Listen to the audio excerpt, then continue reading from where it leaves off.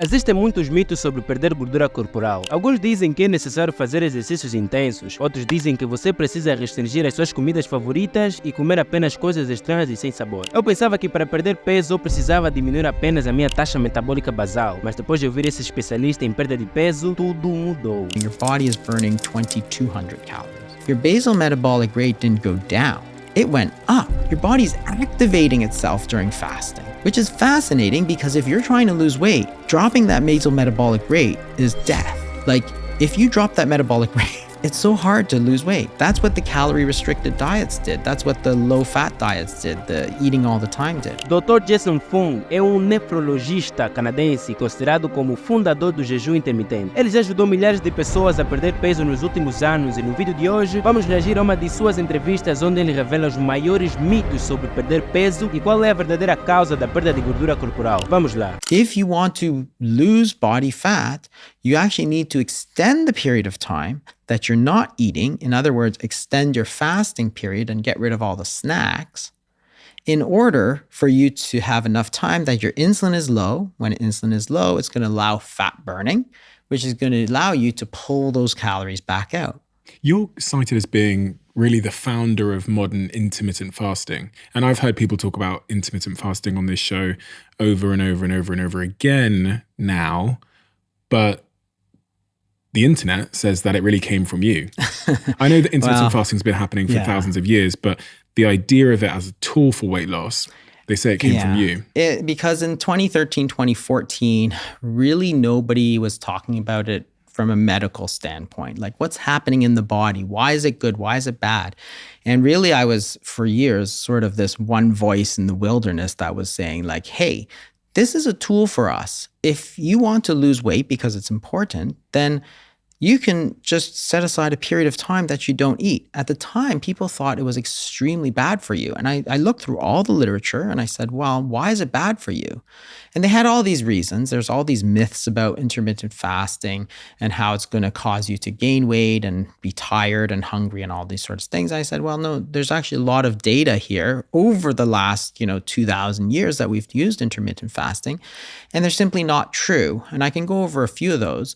But that's why there was nobody talking about it at the time. And that's where I started to sort of bring it into the sort of public consciousness that this is a tool. That's all it is. Were you attacked for that at the time? Oh, absolutely. Like, I got attacked from all sides. I got, doctors were coming after me, dietitians were coming after me. Everybody thought I was going to do so much harm.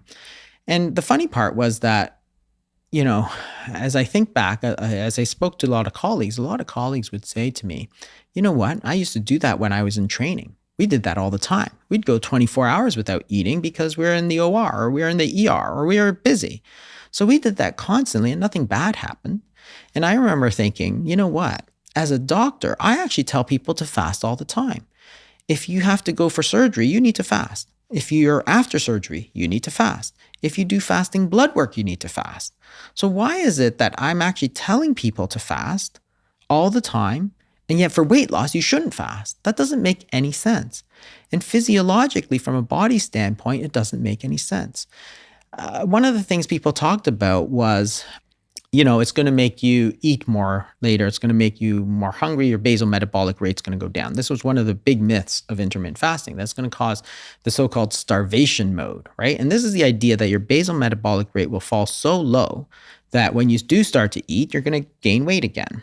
So I said, well, let's think about this. You can do a study where you take somebody, say you, for example, and you could fast them for 4 days and measure how many calories they're burning, their basal metabolic rate on day 0 before the fast, and measure them 4 days into the fast and see how many calories you're burning.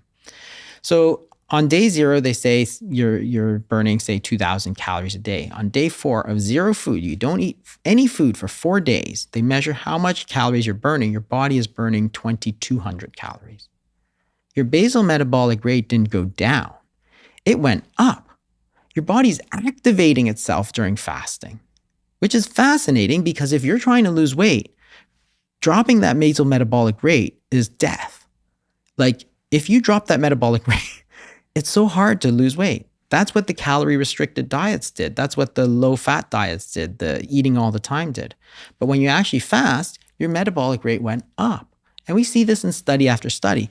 And the reason is actually basic physiology. It's actually medical physiology, like first-year medical school stuff. When you don't eat, what happens in your body from a hormone standpoint is that your insulin's going to fall. You're going to allow your body to start using the calories that are in the body. At the same time, other hormones go up. So the sympathetic tone goes up, which is your fight or flight response. Your cortisol levels go up because, again, it's an activation, and your growth hormone goes up because those hormones are going to start telling your body to start pulling calories out. So you're actually activating yourself. Think about it in the wild. If you see a hungry wolf, is that wolf just sort of, all like lethargic?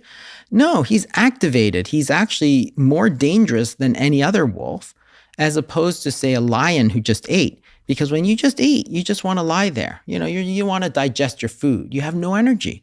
So people say, well, your metabolic rate's going to go down if you fast. No, the truth is actually the opposite. It goes up. Do you fast?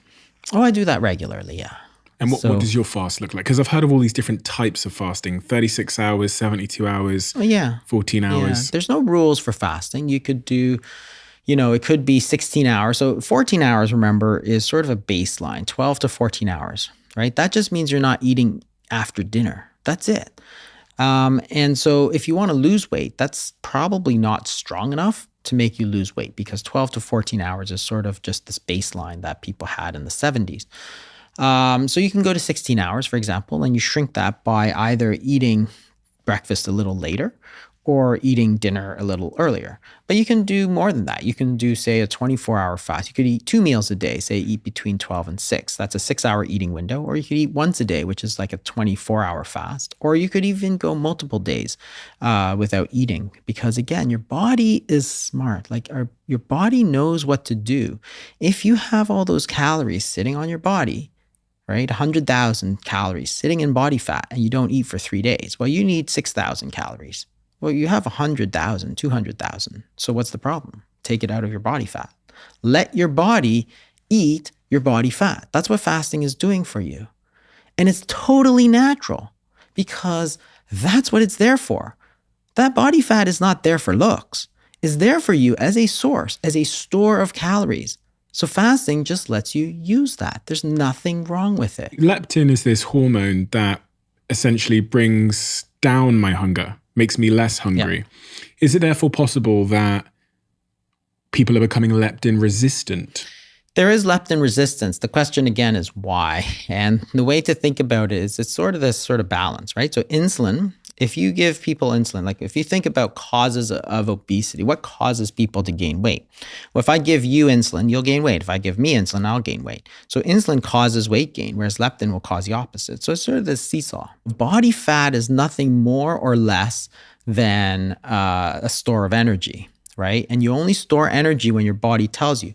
Our entire body runs on hormones, right? Nothing happens without the hormonal system being activated.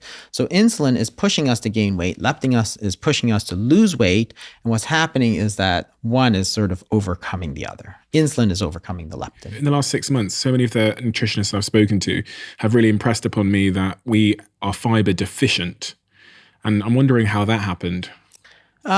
Well, I think it was part of the processing thing. So taking out fiber is a great way to make foods more appealing, if you will.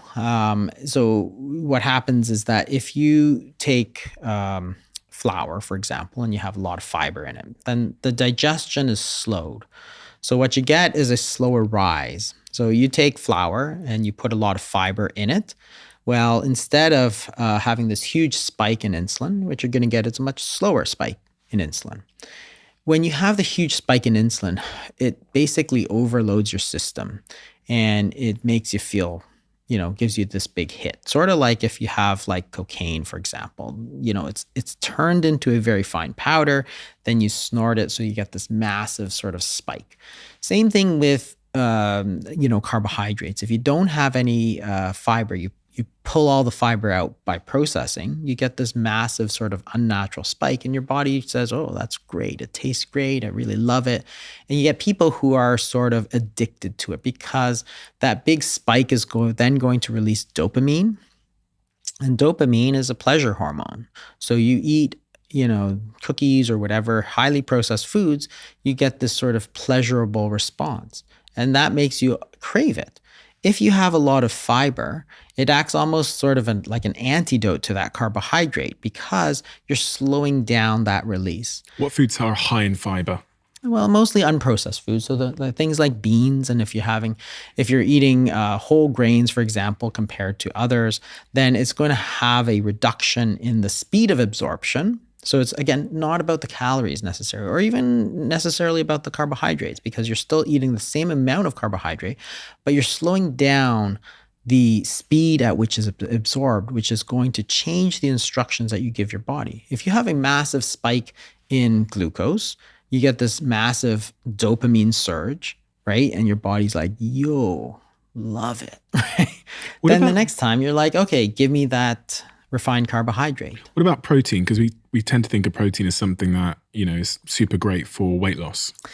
Yeah, protein is probably it's not bad. I mean, the main thing is cutting down the carbohydrates. But, in the obesity code, I really talk about cutting the processing down, because proteins usually don't come as pure protein, right? In nature, you never find how you have whey powder protein or whatever you get.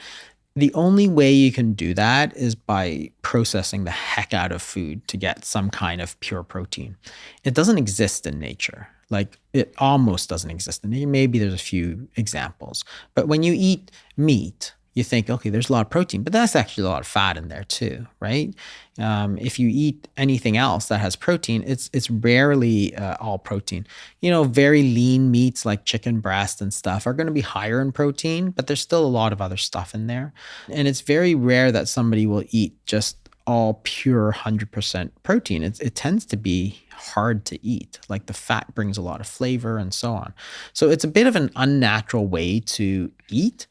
Sure, if you're to eat a lot of protein, it does spike insulin, so it does have some effect to gain weight, but it's actually a very inefficient macronutrient. That is, there's three macronutrients. There's carbohydrates, there's fat, and there's protein. Your body stores energy or calories in two ways. There's glucose, which is carbohydrate, and it stores it as body fat, which is fat, right?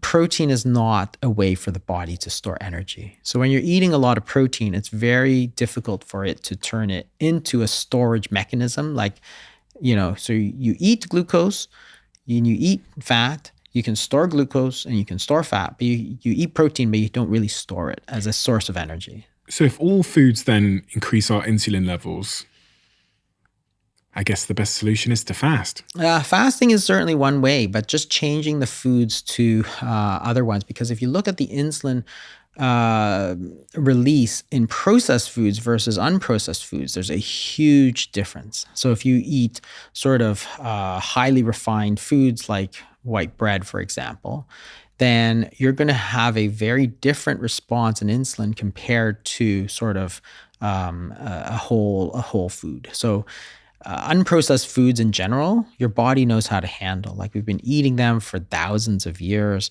But certainly anytime you eat, your insulin is going to go up. You're giving your body instructions to store energy. So the solution is to eat less often. What if you do a juice fast? Juice fast, of course, is not a real fast because you're taking a lot of sugars. What do you think of juice fasting? I'm generally, I think it's less effective than regular fasting, and it really depends on how much juice you take. If you take a lot of juice, you could easily get, thousands of calories plus a lot of sugar.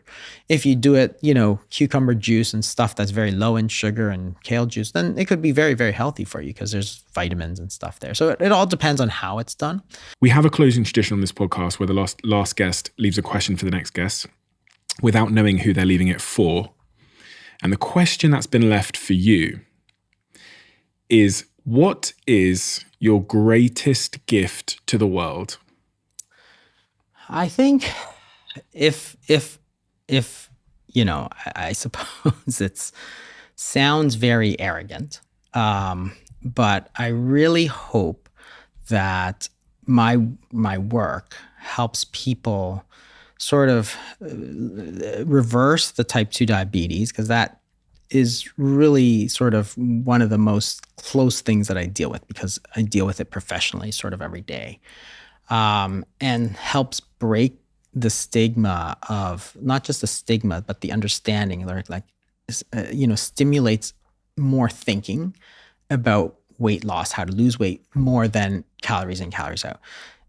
I mean, it's so sort of pie in the sky because, there's a whole, worldwide sort of institutionalized, fossilized almost, thinking around calories. It's all about calories sort of thing. So for me to upset, it seems ridiculous, but I hope that I can at least start that conversation to say, hey, let's think about these things. Let's think about the hormones. Let's think about reversing type 2 diabetes. Let's think about all getting together and helping each other to become so much healthier, not through drugs and not through more surgery and not with, weird and new things that you've never heard of, but with the tried and the true sort of oldest thinking that has been there, right? It's to me, I sometimes think about this and I get crazy. Why do I think I can even do that, right? It's just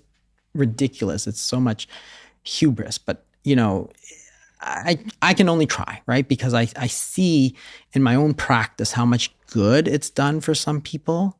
So it drives me to say, I need to bring it to more people. I need to explain it to them. If they want to be helped, they will be helped. But if they don't want to understand this, okay, I'm not trying to force myself to do anything. But, that's what I hope my greatest gift will be. But at the same time, I sort of think that's just, you're crazy if you can think you can do that. But well, it's the crazy ones that change the world, Dr. Jason.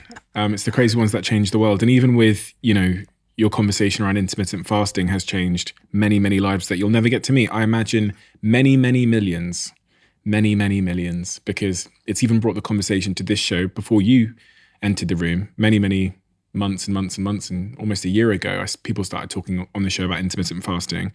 And that's in many respects due to the work that you've done to further that conversation. And now your work continues to highlight the fact that type 2 diabetes is a reversible disease in many cases. And I think, again, that's going to save, tens of millions, if not hundreds of millions of lives over the coming decades and years. So thank you for what you do, Dr. Jason. It's a huge honor to get to sit with you today. And I feel wiser and more enlightened, and like someone has turned the lights on in a certain part of my knowledge because of this conversation. So I thank you for that tremendously. Thank you so much. It's been great. Se você chegou até aqui, por favor se inscreva no canal para não perder os próximos vídeos incríveis como este. E se você gostou desse vídeo, por favor comente e nos diga o que você mais achou interessante hoje. Obrigado.